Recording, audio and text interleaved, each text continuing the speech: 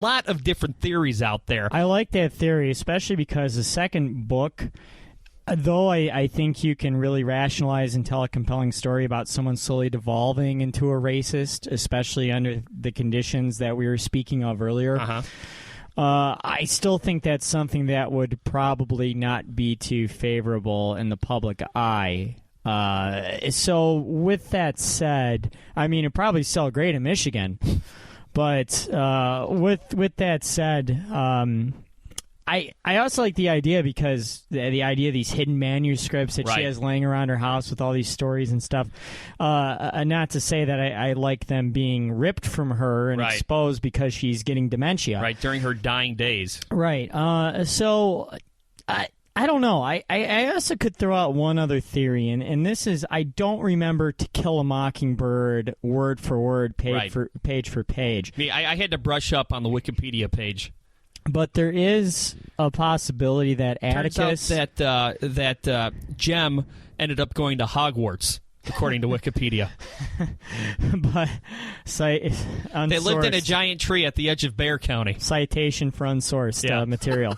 But I was going to say, possibility that Atticus just could have been really, really wrapped up in his work. See, that's... you know what? You read my mind, because I said, you know what? Maybe Atticus is just a damn good lawyer. Right. And he's a damn professional. Which, trial lawyers, you have to be. You have to completely throw yourself into your work because you could be trying to convince people that a guilty person is innocent. Right. And you know that person is guilty. Right, like who was just sent up the river for a very long time?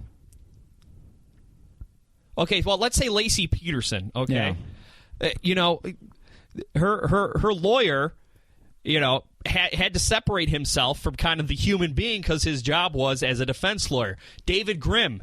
This guy, he represented Bob Bashara. He represented that guy from Shelby Township. I forgot his name, who sawed his wife up. Oh. And, of course, you want to go up to David Grimm and say, are you pro-spousal murder? But he still has to defend them in court.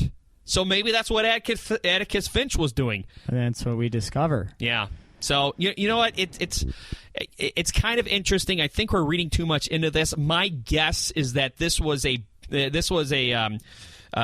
scrapped story that was never supposed to see the light of day as evidence of Harper Lee sat on it for all these years.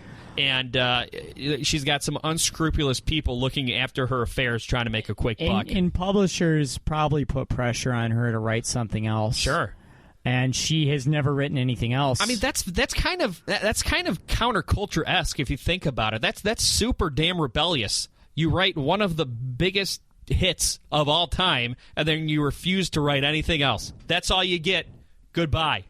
Yeah. Oh, it's awesome. It's the ultimate drop the mic. But great. You know what, though? They say that youth is wasted on the young. And I think that if I had to go back to school, I'd be much more interested in the subject matter. Because when I read To Kill a Mockingbird in Mr. Vance's class, 9th grade, Chippewa Valley High School, it didn't resonate with me. Number one, because it was a school assignment. Boring. And number two, because, I grew up out in the suburbs. Mostly white people out there. The few black kids that we had in there, they seemed to assimilate. I grew up, my parents taught me that discriminating or judging people by the color of their skin was wrong, and I didn't see racism, so I felt like it was in the past. Segregation is over. Slavery is over. Racism is over. So but you can kiss Kid Rock's ass. Hold on. You can kiss Kid Rock's ass! There we go, thank you. So, I think if I were forced to go back and read it, I think I would have done much better in that class because, obviously, over the past 2 years, we have seen that racism definitely is not over. Oh, yeah. Yeah, for sure. And I think one of the trappings, and that was one of the trappings, is that we fell into the belief that we were in a post-racial society. And it's clear that that isn't something that exists, that probably will ever exist. And quite a weird concept, but, I mean, I treated To Kill a Mockingbird, the same way. Yeah. One, because when I was younger, I couldn't respect good literature. Still not the best at respecting good literature. And, I mean, I didn't see necessarily... I guess I saw what the fuss was about within the story, but I didn't see the larger message within. Earlier in the show, Kyle, we were talking about how we had hot takes on hot takes. Oh, yes, hot takes all night long. And this week's hot take du jour, which I guess would be hot take du 7 jours, is Corey Taylor, the former lead singer of Slipknot and or Stone Sour. He was doing something with Music Choice, and of course, cable subscribers are familiar with Music Choice. They're the channels in the 300s that they just play music. Each genre has a channel. The original Pandora, if you will. It's. I actually really dug it when I was younger. My dad still is very go-to with Music Choice. That's his favorite. Like, I used to be able to sit that for an hour on the alternative station back when pop punk was big, but now not so much. But he's doing a thing with Music Choice, and somehow out of the blue, he decided to send this message to Kanye West. Kanye, you are not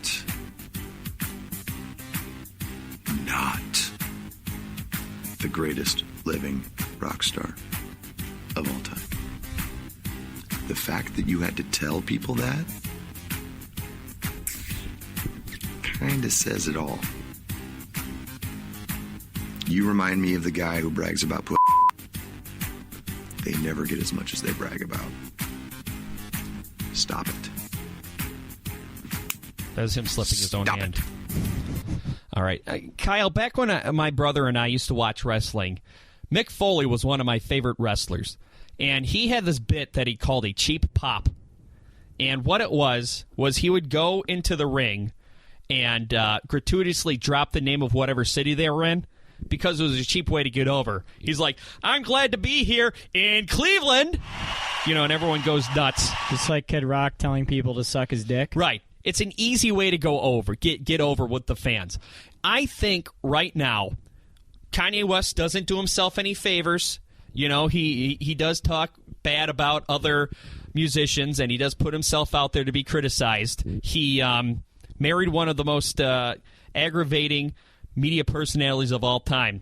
That being said, someone from the hard rock genre talking trash about Kanye West, it's becoming a cheap pop. Very cheap. And one thing that I've noticed just in general, white dudes wearing graphic tees from Target seem to like to have a message for Kanye West. Sure. Oftentimes. They always seem to be wearing graphic tees from Target. It's weird. It seems like they go hand in hand. Which, by the way, this guy's probably a millionaire, right? I don't know. Here's the thing. I mean, if he didn't spend all of his money on meth, I would imagine he has a good nest egg to where he doesn't have to buy his T-shirts from Target. Well, here's the thing, Kyle. The fact that Corey Taylor took time out of doing whatever he was doing with Music Choice to send a video message to Kanye West kind of says it all. And the fact that he made a video about Kanye West probably isn't even thinking about him. Kind of says it all. And actually, he was at St. Andrews Hall this weekend. And all the flyers, all the graphics on Facebook said, Corey Taylor from Slipknot and Stone Sour. The fact that people had to explain who he was on the flyer so that we know who he was. Kind of says it all. And so, Kyle, who would you say would actually be the world's greatest living rock star? Because obviously it's not Kanye, but... Bono. No, I'm just kidding. It's Paul McCartney. It's totally Paul McCartney. It's got to be. I mean, he's one of the two surviving Beatles and wrote a majority of the Beatles songs. Right. Well, not the majority, but he wrote a lot of the Beatles songs, wrote a few of their hits, and he had a big solo career afterward. Right. You're absolutely correct. Paul McCartney is collaborating with Kanye West. How did the Paul McCartney, Stone Sour, and or Slipknot Corey Taylor collaboration go? Kind of says it all. So there you go, Corey Taylor. I bet you're feeling really stupid about those masks now because no one knows who you are. And you know who Paul McCartney compared Kanye West to? Who? John Lennon. Really? Yeah. What was his reasoning behind that? Well, as far as the creative process, and as far as also the way he views himself, and kind of speaking to his ego, but more also how he's a perfectionist and just his whole creative process in general. And of course, that drove classic rock dad nuts. Sure. Target graphic T-Bro, who is often the son of classic rock dad. Just going crazy, right. Hearing maybe the world, maybe the world's biggest rock star say, I respect Kanye West. I was happy to collaborate with him. He reminds me a lot of John Lennon, because Kanye, he knows who he's trolling. He knows he has so much power. And you want to talk about the Confederate flag again? We'll bring it up one more time. Let's hear it. Kanye West famously wore it on a jacket as he was getting into his Lamborghini, making a statement saying, "This is my flag now. You guys raised this flag to keep me down. Well, guess what?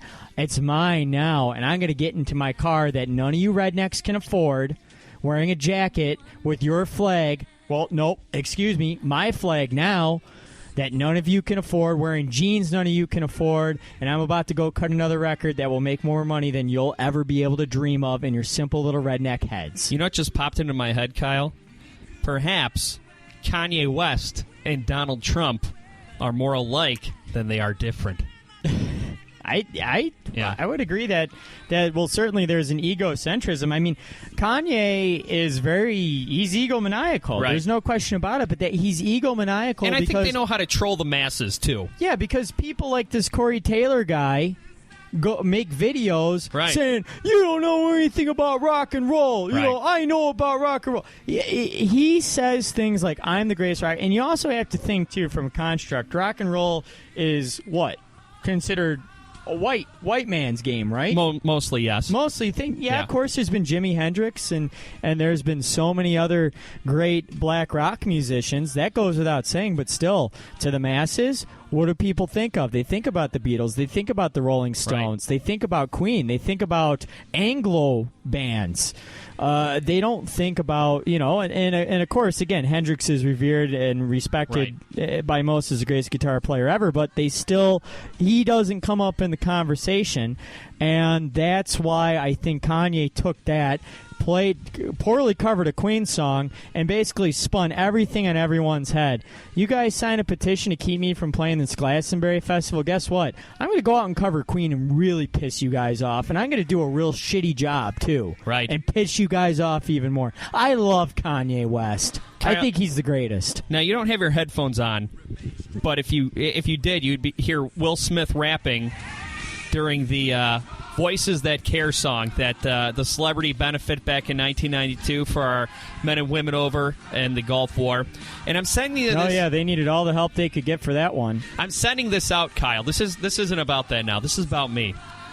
I'm sending this out to the person that I was before Facebook threatened to erase me if I didn't change my name back to my Christian name. Now, other Mike Parsons is not my Christian name, but then again, I'm not much of a Christian. I got the letter, Kyle. It said, if you don't provide, it was like Mark Zuckerberg's The Ring. You have 7 days. So I had to change it. And you know what? A bunch of my other friends, we're all going down like El Chapo's gang one by one with the feds. And it's look, we are not our usernames. But one thing I do want to say to Mark Zuckerberg, you know who else used to make people use their real name on Facebook? Hitler.